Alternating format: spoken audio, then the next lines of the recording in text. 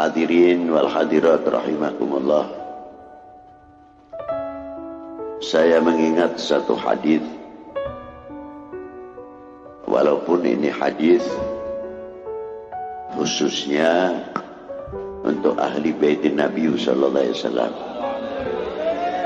tapi hadis ini tidak memisahkan peranan-peranan ulama yang selalu bergandeng tangan dengan ahli bait Nabi sallallahu alaihi wasallam.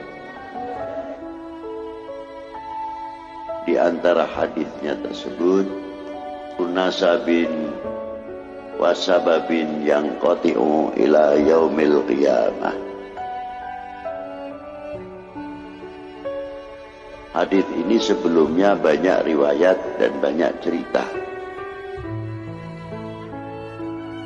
Mengapa keturunan baginda Nabi sallallahu alaihi wasallam diambil dari putrinya, tidak diambil dari putra?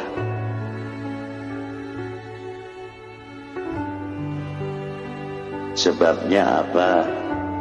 Belum bah kowe wong wadok aja ning kono dhewe iki tengenmu wong lanang kabeh iku. Kowe minggir yo. Bisa itu belakang. Itu lho ngarepmu lho.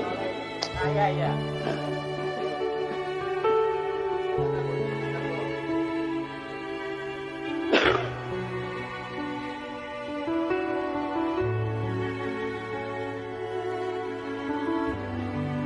Terus ya, apa sebabnya?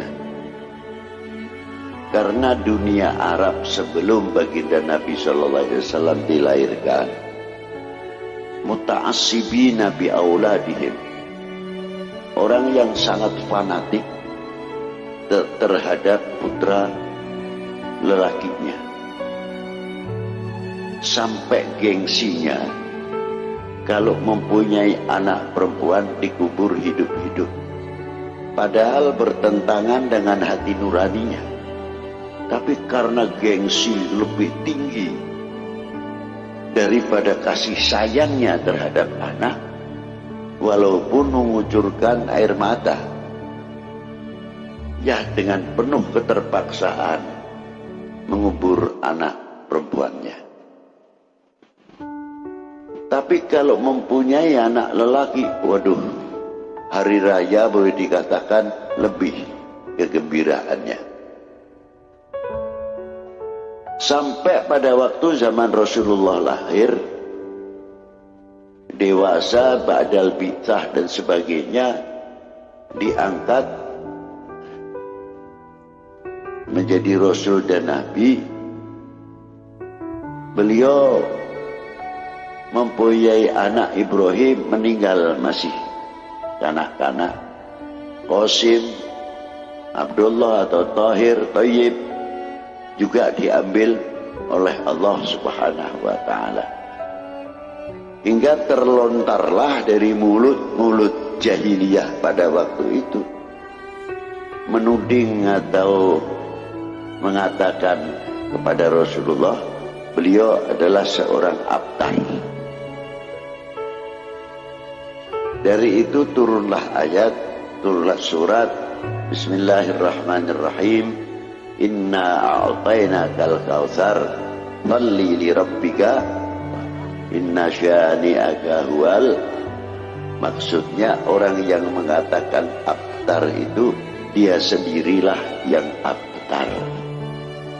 Yang menjawab langsung Allah Ta'ala. Yang memberikan keputusan siapa? Langsung Allah Ta'ala. Yang mengecap mereka abtar langsung Allah Subhanahu wa ta'ala. Yang mengatakan Rasulullah abtar, dialah yang abtar.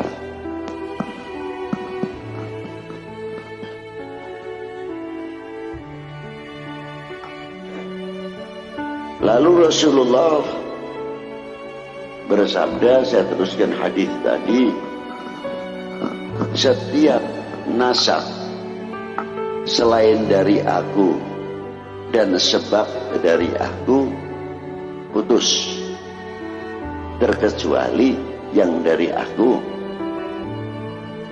an-nasab maupun sabab. Saya tidak akan menerangkan, ini sudah jelas. Sabab atau hasad.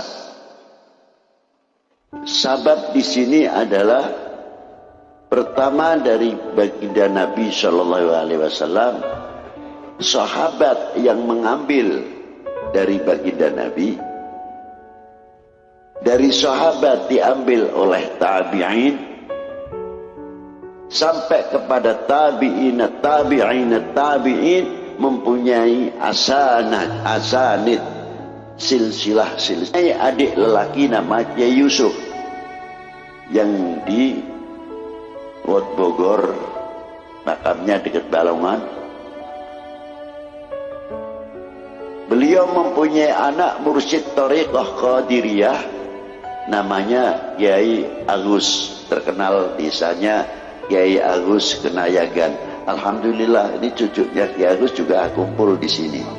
Ini diantaranya. Jadi Kiai Agus sama Habib Hashim sepupu, bukan orang lain. Dan banyak lagi jalur sabab. Nah, ulama-ulama di Indonesia rata-rata mutaqaddimin, as-shalihin tidak pernah lepas mempunyai jalur sabab, genah jelas siapa guru-gurunya. Tidak cukup dari itu, dari sabab mempunyai jalur musafahah.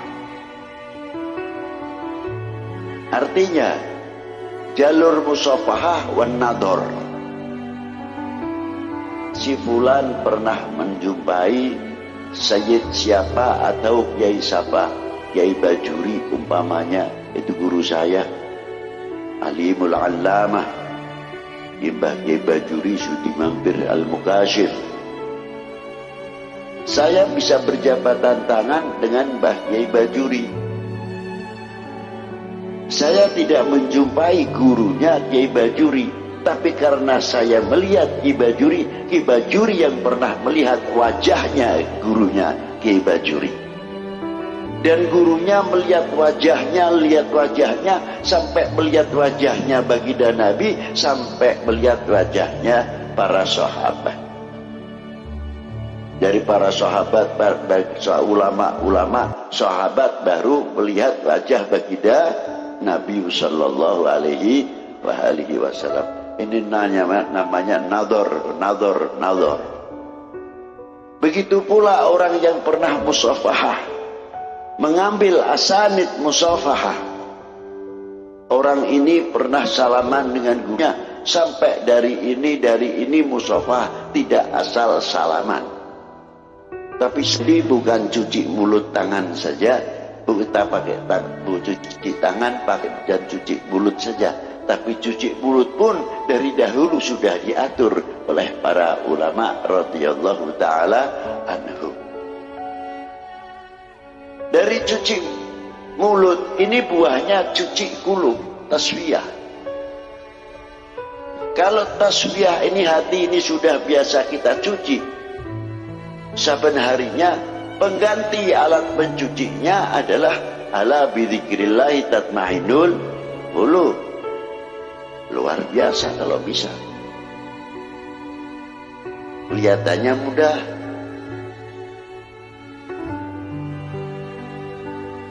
kalau sudah bisa mencuci hati.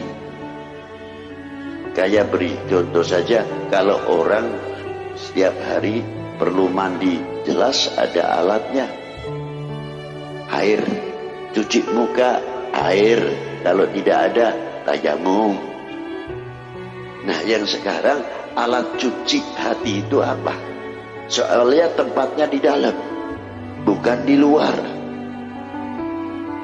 Nah, kita ganti hiasan hati yang tadinya hiasan kibir, takabur, sombong dan lain sebagainya. Kita ganti hiasan itu dengan hiasan bidzikrillahi la ilaha illallah. Itu menjadi pengganti hiasan.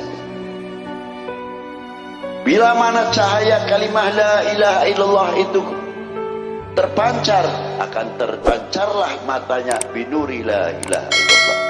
Bila mana terpancar di hatinya kalimah la ilaha illallah, akan terpancarlah telinganya binuri la ilaha illallah. Bila mana sudah terpancar hatinya dengan la ilaha illallah, lisannya pun akan terpancar ya talaklah binuri la ilaha illallah. Inilah. Nah, para beliau dalam hal tersebut tidak semudah itu punya guru. Dalam zikir itu punya guru tidak sembarangan. Dan punya sanad. Sebab di sini disebut ilmu usul, ilmu tarekah. Ilmu tarekah itu bukan dikadek tidak mempan, digolok tidak mempan, itu tarekah. Bisa ngobatin orang tarekah, bisa hiber, bisa mabur, itu disebut tarekah. Bisa jalan di atas air, tarekah. Bukan itu tarekah. Yang dimaksud di sini tareqatul usul.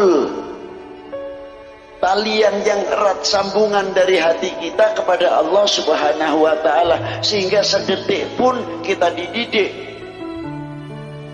oleh baginda Nabi SAW yang melalui para pewarisnya, sehingga kita tidak pernah lupa kepada Allah Subhanahu wa ta'ala. Gerakan-gerakan tangan kita tergantung kita juga. Ini satu contoh yang kecil. Apa di antaranya? Kalau kita sudah kebiasaan pakai baju tangan kanan dulu, ittiba'un Nabi sallallahu alaihi wasallam, lama-lama mempunyai gerak refleks tangan kanan dahulu. Melepas tangan kiri, pakai celana pun sama, kanan lepas kiri. Karena sudah refleks otomatis. Lisan sama. Kalau lisan ini sudah dibiasakan yang baik, subhanallah, selain daripada itu kata-kata yang baik, tidak mau mengotori lisan kita dengan omongan-omongan yang jelek, akan terlatih. Biasanya ngucap subhanallah, subhanallah. Contoh yang gampang, kita tidak pakai sandal, kebetulan ada orang buang puntung rokok seenaknya masih menyala, kita nginjak panas kayak apa? Karena lisannya bisa mengucapkan subhanallah, begitu kena puntung rokok yang panas subhanallah. Yang biasanya la ilaha illallah, la ilaha illallah. Yang biasa memelihara kaki empat, ya yang keluar ya kaki empat. Itu refleks. Yang paling berbahaya kalau kaki empat ini dibawa ketika sakaratul maut. Karena pedih dan sakitnya rasanya ketika sakaratul maut, kebiasaannya kaki empat, ya kaki empat yang keluar. Yang dibilangin kaki empat, tidak tahu malaikat nyabutnya tambah temenanan. Kalau perlu dibrodok sisanya. Kita dibimbing oleh baginda Nabi sallallahu alaihi wasallam supaya mendapatkan tatma'inul qulub. Sebab kalau tatma'inul qulub meningkatkan martabatut tauhid. Kalau sudah mencapai tingkat tatma'inul qulub, melihat selain Allah adalah makhluk, la naf'an wala dharra, tidak bisa memberikan manfaat atau madarat karena makhluk. Itu hatinya kembali kepada Allah, tidak mempunyai rasa kekhawatiran. Justru adanya kekhawatiran untuk memohon kepada Allah. Kalau manusia tidak diberi rasa khawatir, menggampangkan minta kepada Allah. Karena diberi khawatir, memohon. Itulah hikmah daripada khawatir. Tapi tetap dalam pandangan tauhid, kembali kepada Allah Subhanahu wa ta'ala. Yakin bahwa corona adalah bukan Tuhan. Corona adalah makhluk. Corona bukan sesuatu yang menakutkan. Justru yang lebih menakutkan, yang mentakdirkan ialah Allah Subhanahu wa Ta'ala. Dengan adanya corona bukan menjadi alat pelentur untuk ekonomi kita menjadi lemah, pertanian kita menjadi lemah. Silahkan corona tetap berjalan, ekonomi tetap berjalan, pertanian tetap berjalan, sehingga tidak menjadi bangsa yang mundur. Harusnya begitu, kayak corona kayak ngadepin harimau. Takut betulnya apa? Loh, ini tauhid kita kemana? Ayo kita meraih tatmainul qulub. Ala bidzikrillah tatmainul qulub. Supaya kita menghadapi corona, kita tetap pakai peraturan, tapi tetap kita tawakal dan yakin diri kepada Allah Subhanahu wa Ta'ala. Corona, corona sira jalan dewek bae. Tapi jangan ganggu kita. Kira pada bari kita makhluk siraku. Ekonomi jalan, pertanian jalan, ekonomi kerakyatan jalan, UKM jalan.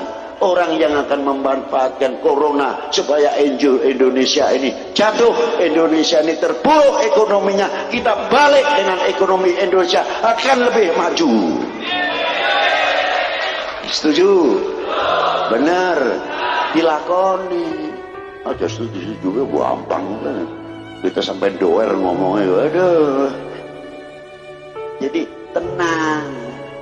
Sebab Habib Lutfi paling takut dan khawatir sekali dimanfaatkan oleh orang-orang atau oknum-oknum ini khususnya yang sengaja menggoncangkan bangsa ini. Kalau sudah bangsa terpuruk keyakinannya, kalau bahasa keren ini dari sekian ku apa muni, imunnya ku turun. Imun dewek kayak apa ya kita beli weruh. Ya, apa kayak apa kalau wujudnya gue alas beli weruh. Mental kita, lamun mental kita ku medun.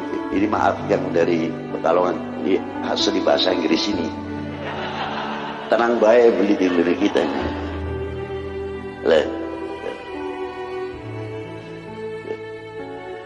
Jadi kita ku lamun weruh kang kaya mengkonon hati ini ku tambah gede, beli khawatir. Silahkan, karena kita mempunyai keyakinan apapun selain Allah adalah ikhtiar untuk menambah mendapat pahala, bukan ikhtiar untuk takut. Ya kan? Ya. Aja maning manusia. Jangan lagi manusia. Wit pelembai ya. Anak amai. Pisang ya anak amai. Sampo atau capu ya tetap anak baik. Tapi tetap tumbuh, tetap mengeluarkan pisang. Walaupun ada ama, aja kalah bari wit gedang baik. Bagian anak amai godongnya pada rusak, tetap baik. Oh.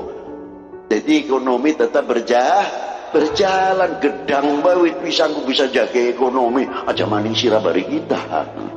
Enak-enakan mengkonon baik, berarti kau ribut baik.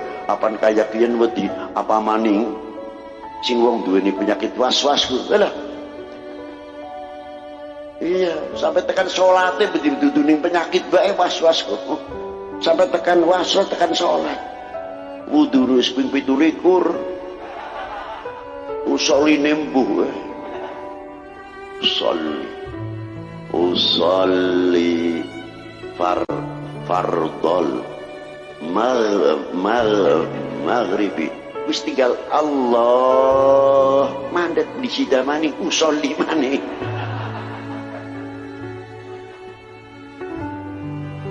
balik maning usolli maning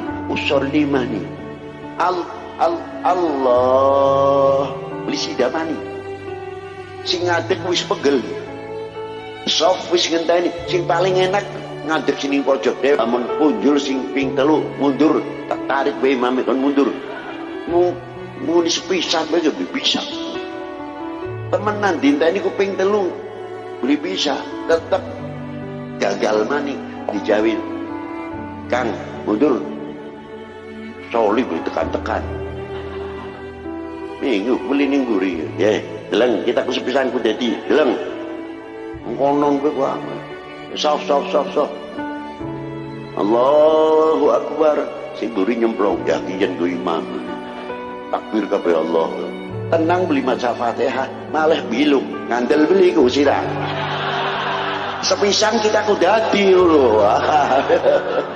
Yakin wong was kliwat mani nana maning kowe ngono kuwi. Jadi kalau orang was-was itu kan begitu itu kalau kita pelihara. Tapi kalau orang mempunyai tatmainul qulub akan terhindar dari was-was dan sebagainya. Maka dengan adanya hal tersebut untuk membangun mental kita akan menjadi mental yang baik. Contohnya sing diholi. Kalau yang diholi ini umurnya cukup panjang, beliau bukan sekadar ulama saja, beliau adalah seorang ekonom. Seorang petani yang berhasil. Setelah beliau belajar di Hadramaut, di Tarim, beliau sempat keliling ke 88 negara sumber-sumber ilmu dan mendapat ijazah dari guru-gurunya yang sangat sempurna. Ketika beliau di Mekah menjumpai guru muhadis Syekh Muhammad Said Sambal, itu termasuk guru beliau yang mengarang kitab Sanad Sambuliyah. Dan ketika beliau di Mekah, guru beliau Said Ahmad Zaidi Dahlan dan beberapa tokoh-tokoh ulama di Haramain. Ketika beliau di Hadramaut, beliau juga jumpai 7 orang yang namanya Abdullah semuanya. Di antaranya Al-Habib Abdullah bin Husain bin Tahir, Al-Habib Abdullah bin Ali bin Shihab, Al-Habib Abdullah bin Husain bin Faqih, Al-Habib Abdullah bin Umar bin Yahya, Sahibul Baqarah, Al-Habib Abdullah bin Bubakar Maula Butaiha, dan Syekh Abdullah bin Ahmad Basaudan, dan Syekh Abdullah bin Sa'ad bin Sumair Al-Hadrami. Ini maha guru pada waktu itu, termasuk guru-guru beliau pada waktu di Hadramiyah, dan tidak mengambil dari beliau saja, guru-guru banyak beliau, sangat banyak. Beliau sampai masuk ke Al-Azharus Syarif dan sumber-sumber ilmu yang akhirnya beliau pulang, mampir dulu, berdakwah dulu di Pulau Manipah, Ambon. Beliau di sana bersama Al-Habib Ibrahim Ba'bud dan Al-Habib Abdurrahman Al-Hamid sempat mendirikan satu masjid yang diberi nama Nur Selange di daerah Manipah. Beliau melanjutkan terus perjalanannya sampai di Cirebon karena beliau dilahirkan di Palimanan. Terus beliau membangun Cirebon, tinggal di daerah Sindang Laut, mendirikan pondok pesantren pertama di daerah Tuk, yang melahirkan beberapa murid-murid tokoh-tokoh yang luar biasa dari para habaib maupun para ulama. Di antara murid terkecil beliau yang ikut beliau 10 tahun, Al-Habib Husain bin Hadi Al-Hamid, dikenal Habib Husain Berani bin Syekh Abu Bakar, itu murid beliau. Termasuk lagi murid yang tua-tua, Al-Habib Muhammad bin Idrus Al-Habsyi yang dikhauli di Surabaya, juga termasuk menantu beliau. Di samping satu sisi beliau seorang dakwah, beliau juga seorang ahli ekonom. Beliau mampu menguasai dunia perkayunan dari Kalimantan, semua di tangan beliau. Sehingga Belanda tidak bisa menekan pada waktu itu dalam bidang perkayunan karena di tangan Al-Habib Umar bin Toha. Sehingga bisa membangun, membelikan tanah-tanah dan lain sebagainya. Dan memikirkan kesejahteraan setiap dunia pesantren, Habib Umar tidak tinggal diam. Beliau yang demikian itu tidak lain meniru riwayat Wali Sembilan. Wali Sembilan ini masuk ke Indonesia bukan adu kesaktian. Wali Sembilan masuk ke Indonesia orang-orang intelektual, ekonom, ahli pertanian. Beliau ahli kedokteran, ahli obat-obatan. Masuk di zaman yang di Majapahit, yang di Pejajaran. Langsung beliau menggunakan dalam dunia perekonomian sehingga memasukkan income di setiap daerah yang beliau tinggali, yang akhirnya beliau mendapatkan kesempatan dengan sektor ekonomi pertanian dengan dakwah yang luar biasa. Itulah diantara keberhasilan-keberhasilan dari Wali Sembilan. Sampai sekarang pun sering saya ceritakan, tidak usah jauh-jauh, Wali Sembilan Sunan Gunung Jati mampu menciptakan ekonomi kerakyatan, bisa mempersatukan umat. Kebinekaan di situ sudah tumbuh, disponsori oleh Maulana Syarif Hidayatullah. Separuh yang ziarah untuk muslim, yang separuh non muslim, dengan hak-haknya masing-masing. Luar biasa. 440 tahun yang lalu beliau meninggal, tapi masih mempersatukan umat, masih membuat ekonomi kerakyatan, bisa mempersatukan lingkungan. Itulah Syarif Hidayatullah, satu contoh. Tidak usah kita mencontohkan yang 8 wali, terlalu jauh. Kalau kita ke Gunung Jati dekat. Makanya ketika kita ziarah ke Wali Sembilan, jadi tanya, Beb, istimewanya ziarah Wali Sembilan apa? Ya, kalau saya malu, Beb. Udah karomahnya terlalu tinggi. Kita cukup malu kepada Allah dengan sebab Maulana Syarif Hidayatullah, orang sudah mati sekian tahun masih bisa mempersatukan umat, masih bisa mempersatukan bangsa. Nah, kita-kita ini pantasnya meniru. Bisa menjadi tokoh pemersatu,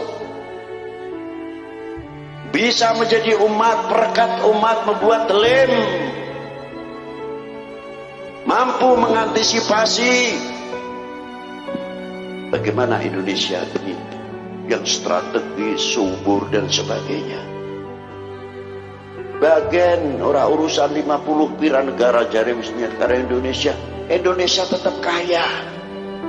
Lama-lama mereka yang butuh sama kita. Jangan kecil hati. Tunjukkan, I am Indonesia. Saya bangga menjadi bangsa Indonesia. Primen gini. Setuju beli dulu. Ah, cangkem mewah. Mestinya kita harus bangga menjadi bangsa Indonesia. Harus begitu. Tunjukkan kita mampu. Si ngincerku banyak. Maka dari itu kita pandai-pandai harus bisa memberi kekuatan-kekuatan, menjajari, memperkuat lapisan-lapisan. Luar biasa kalau bisa. Habib Lutfi tidak bakal diam soal masalah urusan kebangsaan, karena terkait sekali dengan perjuangan para ulama-ulama pendahulu. Jangan dikira masalah kebangsaan itu hanya sekarang. Dari dulu pun sudah diterangkan oleh para ulama-ulama mutaqaddimin. Tinggal kitanya baik. Coba.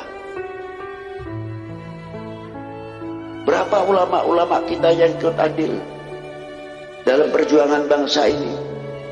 Kita selalu ingin mengingatkan supaya menjadi bangsa yang kuat, tidak menjadi bangsa yang mudah dipecah belah. Sampai takut, bagaimana cara memajukan ekonomi Indonesia? Gampang. Kita balik. Apa yang ada kekayaan di negeri kita, kita banggakan. Aja maning-maning jambune Bangkok, lelene Bangkok, ayamnya Bangkok. Sing beli Bangkok apa bae?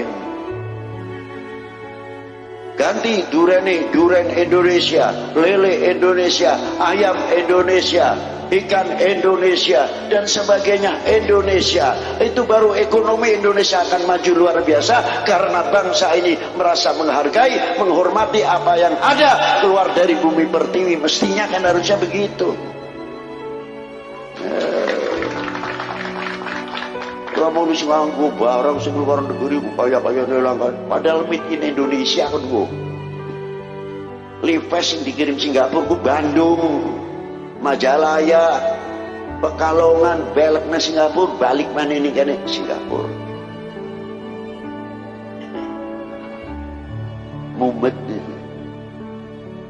Aduh. Lah inilah. Coba kalau kita merasa menghargai Hadar Beni.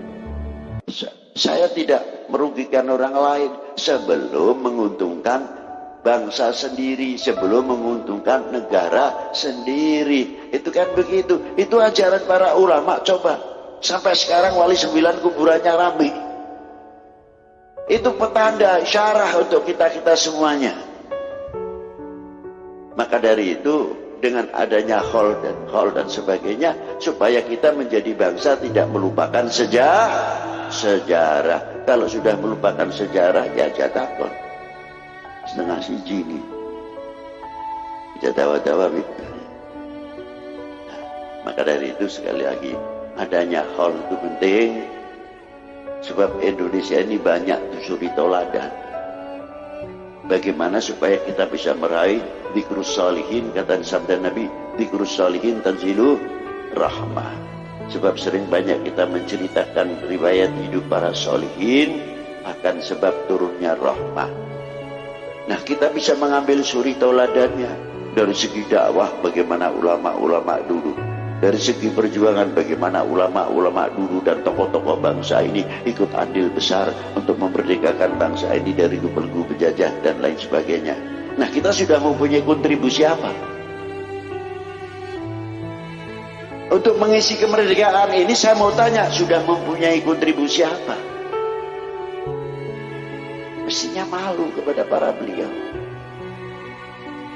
Tapi kalau sudah tidak ada penghormatan, penghargaan terhadap para aulia, para ulama, para pejuang-pejuang pendahulu, sepi, langka, beli beru, apa bangsanya yang ke depan ini jadinya?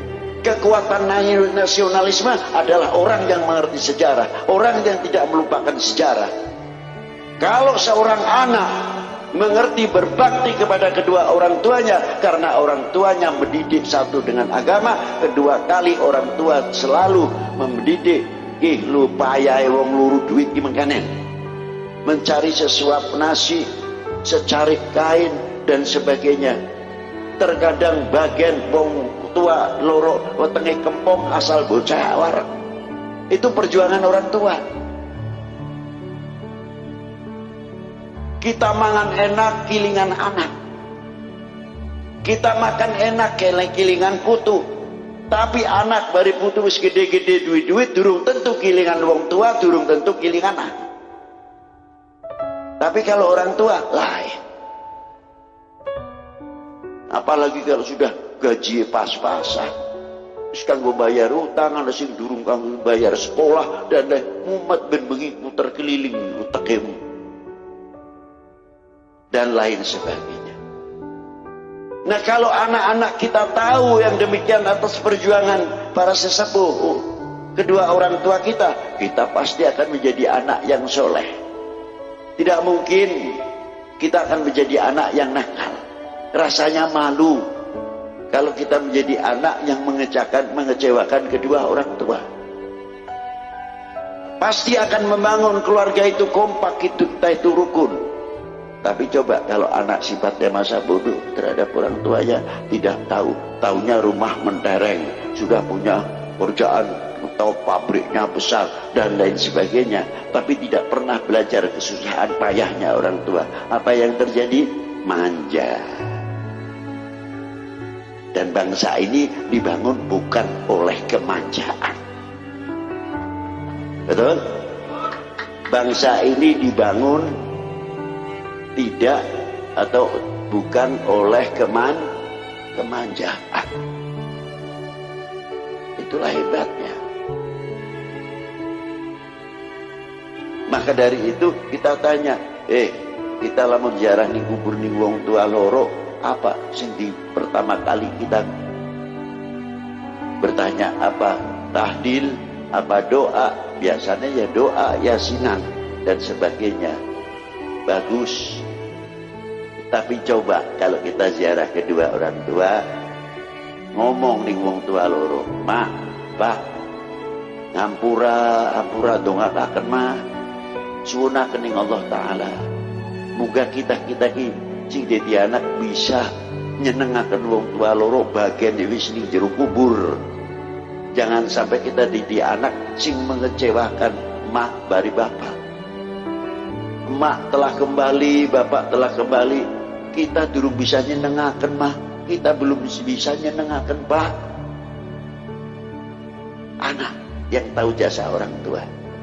Dan semoga mak doakan kita keluarga kakak ngadi sing rukun, sing kompak. Ini yang tahu akan jasa orang tua.